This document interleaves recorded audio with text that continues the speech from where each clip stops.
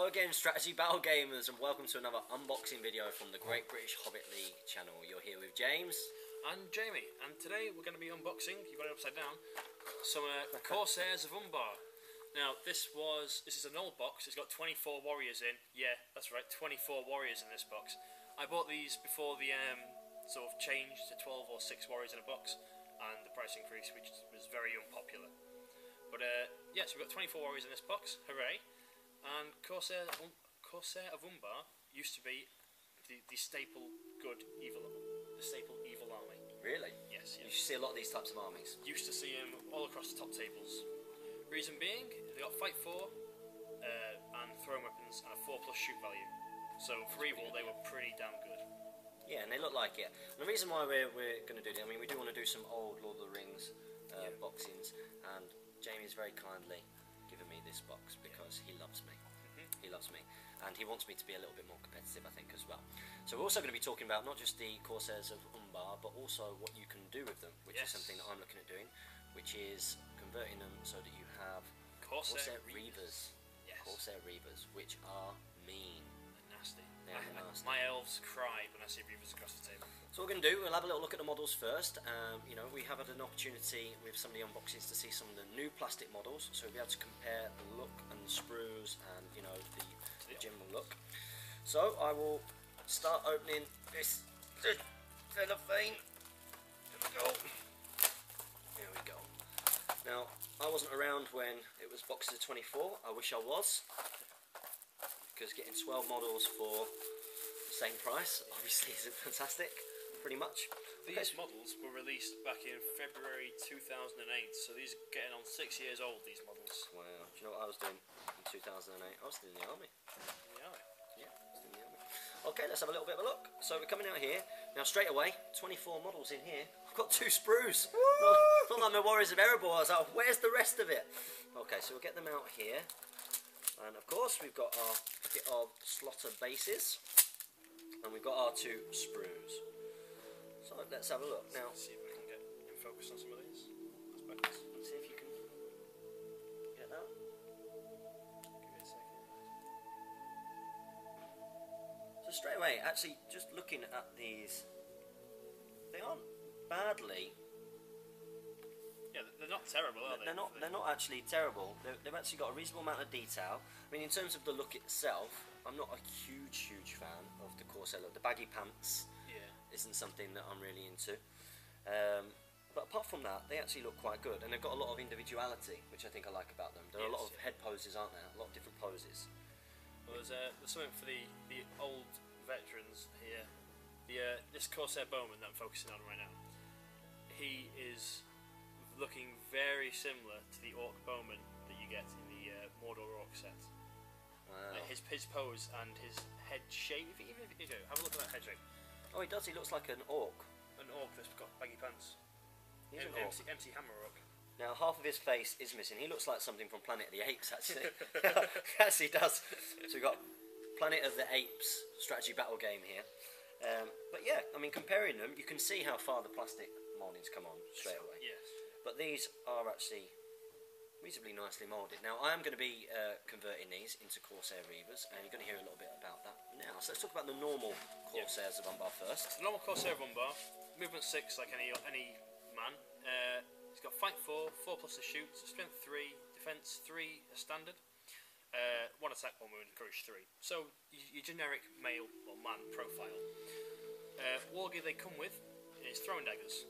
So you know, move and shoot. They're going to be hitting on 5s, but it's still every 24 of them, you're going to kill something. Yeah. They come with a boarding pike, which is just a spear. Has no special rules. It's just another name for something. Quickly coming back to throwing daggers, do you have to pay 2 points for them with Wood Elves? Normally you would do, yes. So you get with any army, you pay 2 points for them. So essentially, these guys are for 5 points, you're getting fight 4, which is fantastic. Yes, it's absolutely fantastic. Cheap. They come with where you can pay a point for bow, but generally you don't really want them with bow. You want these guys stuck in, and shield, which makes them defense 4, which is nicer because the Wood Elves aren't killing them on 4s with shooting. Yep. But they're sort of their big attraction now for people is to take Corsair Reavers. Now, the way to do that on these models, there is no Corsair official model. What Games Workshop have done in their sort of model entry here is convert a Corsair of Umbar by giving him an extra hand weapon to turn him into a Corsair Reaver. Now, Corsair Reavers gain Fight 5, which is massive for evil. Only elves really have that sort of fight value, so very nice. Defense 4 is standard, so they get armor on these guys, but they're sort of like their ace in the sleeve is 2 attacks. 2 attacks at Fight 5 is very nice. They became really popular when warbands changed over, and everyone was thinking, well, I'm going to have 12 guys facing off against another 12 guys. I'm going to get Corsair Reavers because they got 2 attacks and higher fight value. I'll be able to whittle down a warband really quickly. Yeah. So I assume that's what you're going to be doing, isn't it? Yeah, that's what I'm going to do. I'm probably going to be taking the axes off of the Warriors of Erebor because I want them to have some nice dwarf-looking swords. And then I'm going to be putting them in a hand and try and do one of my first conversions, really. Yeah. And the reason for that is I want to kind of have that choice as well. Me and Jamie said, is it okay to have the 2 different hand weapons? Now, you explained this to me, didn't you? Yes, yeah. If a model has 2 hand weapons and no special rule allowing them to change between the 2 of them, so your example for this is the Hunter Orcs have got their many blades rule, and that will mean they can have, say, an axe and a sword, and they could choose to either feint or piercing strike that turn. The errata that is on the Games Workshop website, which I'll post a link to actually, because it'd be good for people to read it for themselves, is if you have 2 weapons on your model, so for example the Iron Guard or your converted Corsair Reavers, you have to pick which one you can special strike with at the start of the game, and you have to consistently use that throughout.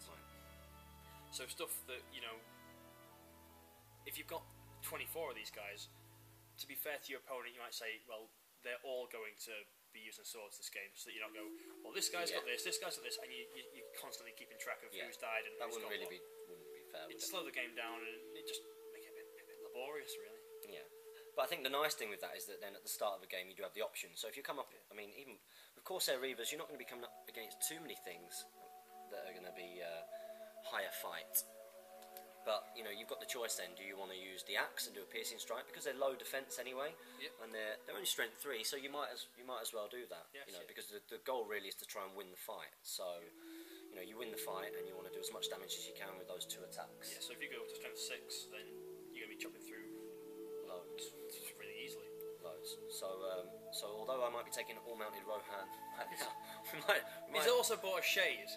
That's right, you heard that. Corsair Shade. Reavers and I don't Shade. even know what a shade does. I really like the model. I really like the look of the model. It's gorgeous. I think the model is exactly what I would like, sort of a bit of plasticine that I dropped onto the floor to look like. That's what I thought when I saw the shade. I was like, you know, well, if I wanted, you know, some blue tack that I'd seen on the floor, I'd want it to look like that. Yeah. So yeah, that's the reason I got it. So yeah, we've got a shade.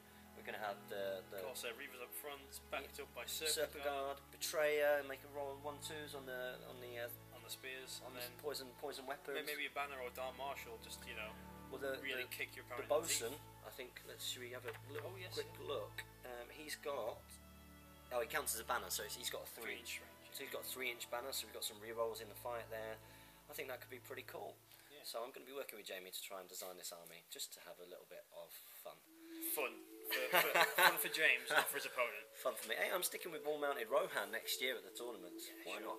Sure you will. It'd be good. It'd be good fun. But you know, should I need to bring an evil army? Because some of these tournaments do ask that you bring a good and an evil. You know, then maybe I will start looking at building up this force. So really interesting to see a comparison between some of the old plastic box sets and some of the new ones. Yep.